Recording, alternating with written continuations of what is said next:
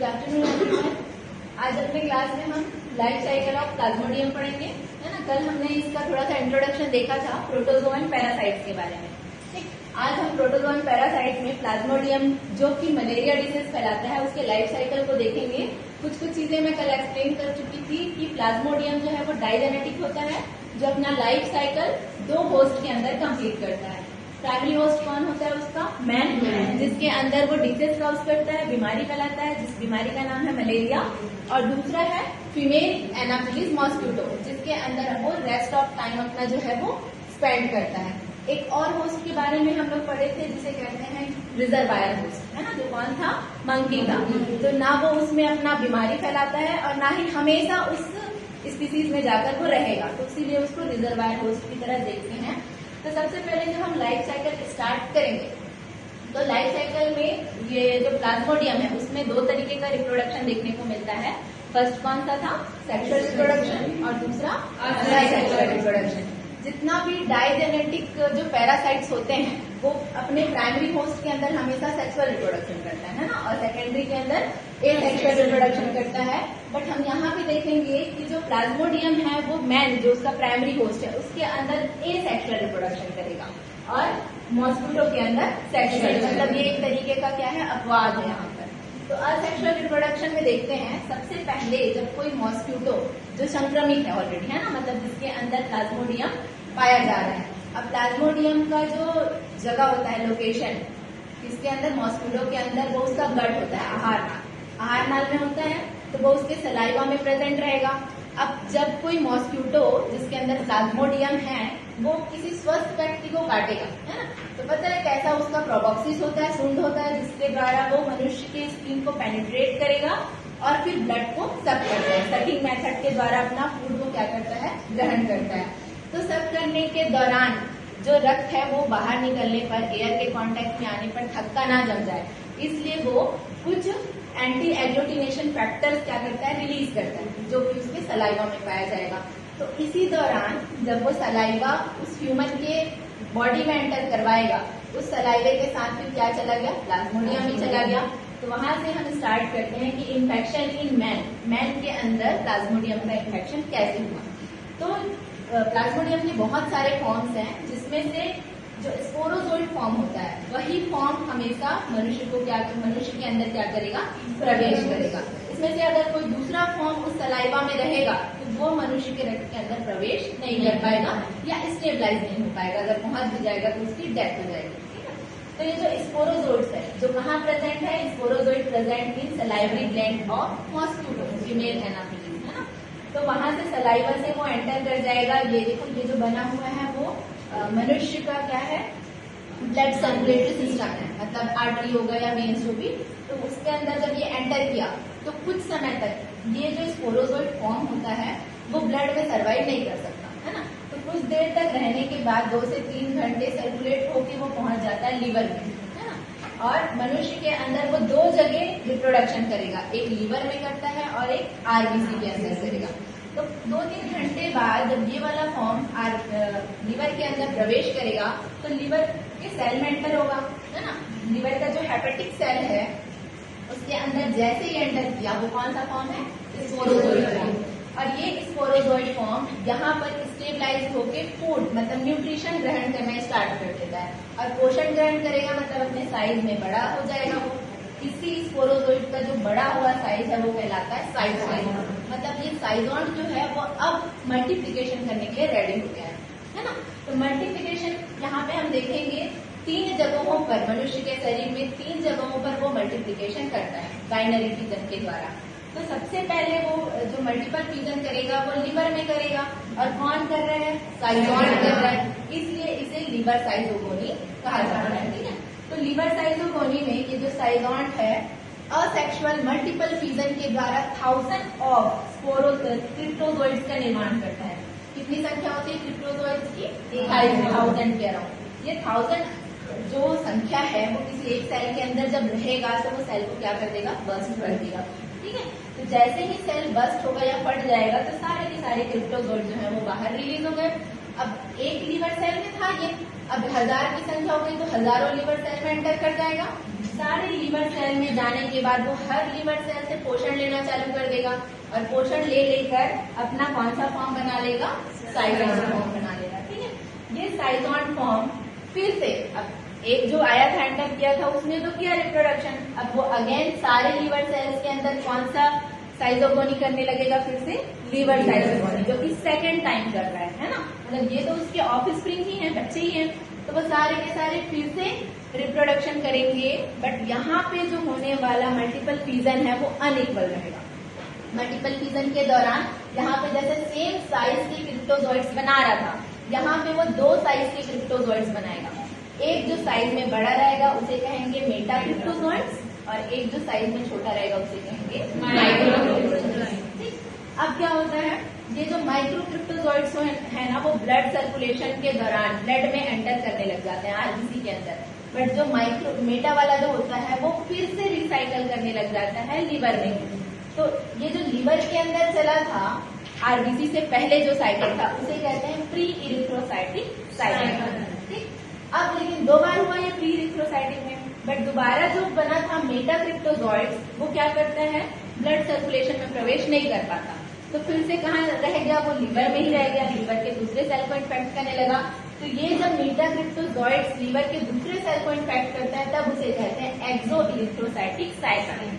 तो 2 साइकिल हमको किसके अंदर देखने को मिलेगा, लीवर के अंदर। अब एंटर कर लिया कौन, माइक्रो क्रिप्टोजोइड्स, कहाँ एंटर किया, आरबीसी के अंदर। ये आरबीसी में जैसे एंटर किया वो कन्वर्ट हो जाता है ट्रोफोजोइड्स फॉर्म में। ठीक है, यंग स्टेज अपना, ये तो न्यू बॉर्न है, समझ जाओ। न्यू बॉर्न जैसे ही आरबीसी में प्रवेश किया ट्रोफोजोइड्स में कन्वर्ट हुआ। ये ट्रोफोजोइड्स कंटिन्यू पोषण नहीं ले पा रहा था, है ना, तो पोषण लेने के लिए या इस जगह पे सरवाइव करने के लिए अपनी संरचना में लगातार परिवर्तन करते जाता है। तो उसका जो परिवर्तित संरचना है, एक जो है वो सिग्नेट रिंग स्ट्रक्चर, जिसमें वो रिंग के समान दिखाई देता है, इसलिए इसका ये नाम रखा गया। सेकेंड स्टेज पे आ जाता है अमीबॉइड स्ट्रक्चर, जिसमें वो अमीबा के समान दिखाई देता है। अब जो अमीबा के जैसे बन गया तो अमीबा कैसे अपना भोजन ग्रहण करता है, स्यूडोपोडिया के द्वारा, फूड पाथ के द्वारा। तो ऐसे ही इन स्यूडोपोडिया के द्वारा आरबीसी से ये प्लाज्मोडियम जो है वो पोषण लेना चालू कर देगा। ठीक है, तो संरचना के अनुसार इसके नाम को याद रख सकते हो। उसके बाद ये फिर पोषण लेने लगा और पोषण लेने के बाद वो कौन से रूप में कन्वर्ट हो जाता है, साइजोइड। यहाँ पे भी साइजोइड बन गया, बट अभी आरबीसी में बन रहा है इसलिए इसको आरबीसी साइजोइड बोलेंगे। वहाँ लीवर में था इसलिए उसे लीवर साइजोइड कहा गया। अब साइजोइड में कन्वर्ट होने के बाद वो मैच्योर हो गया, रिप्रोडक्शन करने के लिए तैयार हो गया। अब फिर से हमको पता है मनुष्य के अंदर वो असेक्सुअल रिप्रोडक्शन करेगा, तो यहाँ पे भी वो साइजोइड क्या कौन सा रिप्रोडक्शन करेगा, असेक्सुअल। असेक्सुअल से रिप्रोडक्शन जब यहाँ पे करेगा बस एक चेंज देखने को मिलेगा हमको, बनाएगा तो मीरोजोइड्स समान सेम उसका जो संरचना रहेगा, बट संख्या कम रहेगी। जैसे वहाँ पे 1000 में बना दे रहा था ना, यहाँ पे संख्या लगभग 12 to 16 के अराउंड संख्या रहेगा। ठीक है, 12 से 16 की संख्या में इसका निर्माण किया मीरोजोइड। तो हमने इन्फेक्शन इन मैन देख लिया, स्पोरोजोइड्स देख लिया, लीवर साइजोगोनी में 2 मल्टीपल फ्यूजन देख लिए। अब आरबीसी साइजोगोनी भी देख लिया। यहाँ पे आरबीसी साइजोगोनी के बाद कौन सा फॉर्म हमको देखने को मिल रहा है, मीरोजोइड। ठीक, अब मीरोजोइड के बाद नेक्स्ट आ जाता है गैमेटोइड। अब ये मीरोजोइड्स जो है फिर संख्या में बढ़ गए सेल के अंदर, तो सेल को फाड़कर फिर से बाहर निकल जाएंगे। तो कुछ जो मीरोजोइड्स है वो सर्कुलेट होते होते फिर से लीवर सेल में प्रवेश कर जाते हैं। इसी वजह से मलेरिया का जो बुखार है ना वो बार बार रिपीटेशन होते रहता है, क्योंकि उसका एक फॉर्म फिर से जाके लीवर में स्टेबल हो गया। तो इरिथ्रोसाइटिक साइकिल चलने के बाद ये मीरोजोइड फॉर्म जब फिर से लीवर में प्रवेश करता है तब उसे कहते हैं पोस्ट इरिथ्रोसाइटिक साइकिल। ठीक, अब बार बार ये तो चला गया, लेकिन कुछ टाइम के बाद ये मीरोजोइड्स के कुछ फॉर्म जो होते हैं ना वो पोषण अब लेने के इच्छुक नहीं होते हैं ना, पोषण लेने की जो उनकी क्षमता है वो स्टेबल हो गई। अब वो अपने संरचना में परिवर्तन कर लेते हैं और संरचना में परिवर्तन करने के बाद वो 2 टाइप के फॉर्म्स बना लेते हैं। एक छोटा साइज वाला होता है जिसको माइक्रोगैमेट बोल रहे हैं। यहाँ पे प्रॉपर ये गैमेट नहीं बना हुआ है ना, लेकिन उस फॉर्म में या जर्म सेल्स के रूप में परिवर्तित होने लगेगा। सेम वैसे ही मेगा गैमेटोसाइट्स बना लेंगे। और मेगा और माइक्रो हमको पता है जो भी साइज में बड़ा होता है गैमेट, उसको हमेशा हम फीमेल गैमेट्स बोल देते हैं, और जो साइज में छोटा होता है वो मेल गैमेट्स कहलाएगा।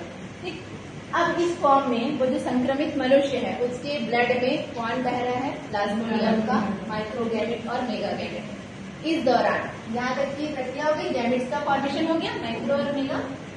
अब इन्फेक्टेड पर्सन को जब कोई fresh mosquito female anopheles bite करेगी, है ना, तो बाइट करेगी तो फिर वो उसका क्या ब्लड को सक करेंगे।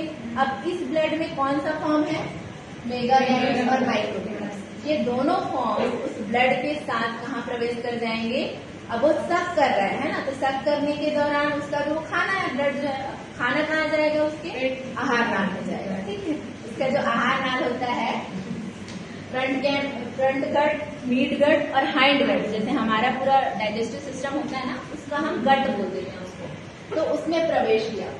अब प्रवेश करने के बाद ये अपने एक्चुअल रूप में आएगा, है ना, एक्चुअल रूप मतलब मेल गैमेट और फीमेल गैमेट, क्योंकि हमको पता है मॉस्क्यूटो के अंदर वो कौन सा रिप्रोडक्शन करेगा, सेक्सुअल रिप्रोडक्शन। तो इस दौरान डिवीजन करके देखो, ये जो मेल वाला जो फॉर्म बनाएगा गैमेट, उसमें वो पर्टिकुलर पूरा अलग अलग नहीं होता, अलग अलग ना होगी, वो फ्लैजेला लाइक फॉर्मेशन करने लगेगा। ये फ्लैजेला क्योंकि मूवेबल बनना है, जो मेल गैमेट्स होता है वो कैसे करते हैं, मूवमेंट वाले होते हैं ना, तो वो मूवमेंट करने के लिए फ्लैजेला का निर्माण करेगा, इसको एक्सफ्लैजेलेशन कहते हैं। ठीक है, तो सिर्फ अपने संरचना में परिवर्तन कर रहा है यहाँ पे, है ना। अब संरचना में ये भी परिवर्तन करेगा, साथ ही डिवीजन भी करेंगे। और जो फीमेल गैमेट्स होते हैं उनके निर्माण के दौरान एक बड़े साइज अनइक्वल होता है ना, हमेशा जब भी फीमेल गैमेट का फॉर्मेशन होगा या oogenesis जो होता है वो कैसा होता है, अनइक्वल होता है, जिसमें एक बड़ा सेल बनेगा जो कि प्रॉपर ओवा या ओवम बनाएगा, और जो छोटा वाला है वो कौन सा होता है, पोलर, जो कि यूजलेस होता है ना, उसका कोई काम नहीं होता, तो थोड़े दिनों बाद वो डिस्ट्रॉय हो जाएगा। अब प्रॉपर ओवा का निर्माण हो गया और स्पर्म, जिसको हम लोग मेल गैमेट और फीमेल गैमेट बोलते हैं।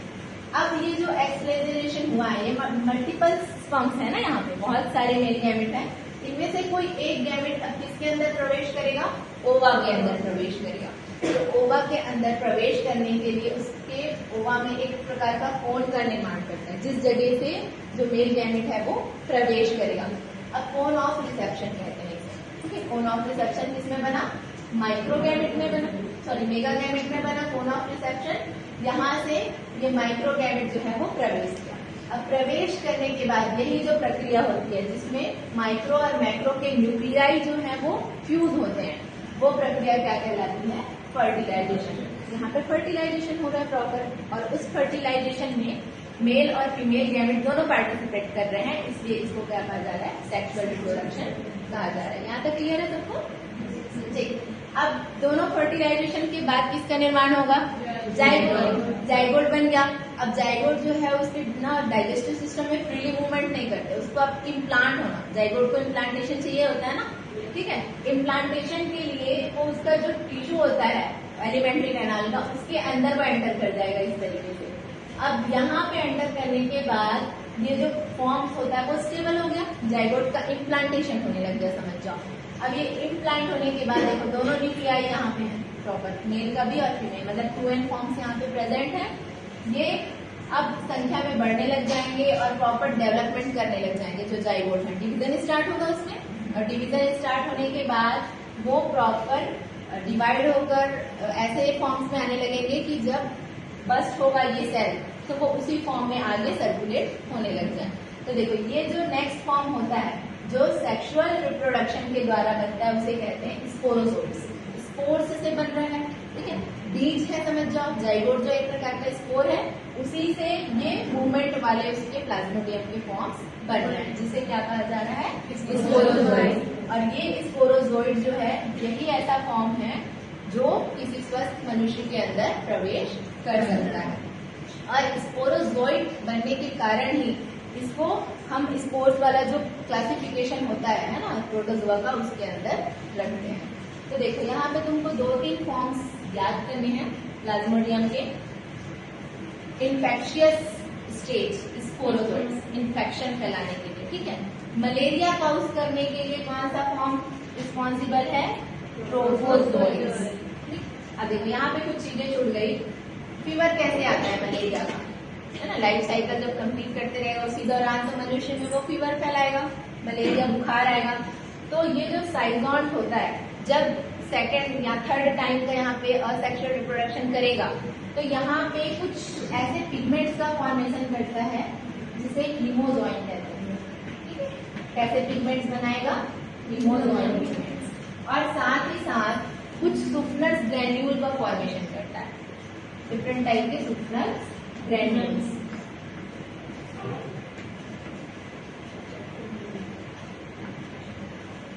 ये दोनों जो ग्रैन्यूल्स हैं, ये ग्रैन्यूल्स जो है वो बस्ट करने में हेल्प करेगा इसको, क्योंकि संख्या कम है, बस्ट करने में हेल्प करेगा। और हीमोजोइन क्या है? एक हीम मतलब ब्लड से रिलेटेड है। ऐसे कलर पिगमेंट्स हैं जो बस्ट होने के बाद तुरंत कहाँ फैल जाएंगे? ब्लड में फैल जाएंगे, रक्त में फैल जाता है। और रक्त में फैलने के बाद जो बुखार आता है वो इसी पिगमेंट्स के कारण आता है। कौन सा पिगमेंट? हीमोजोइन, जो किसके द्वारा सिक्रीट किया गया है? ट्रोपोजोइड फॉर्म के द्वारा। तो ये जो टाइमिंग होता है, जो फीवर आने का टाइम होगा किसी मनुष्य में, उसमें लगभग 1 सप्ताह का टाइम लग जाएगा, 5 से 7 दिन का।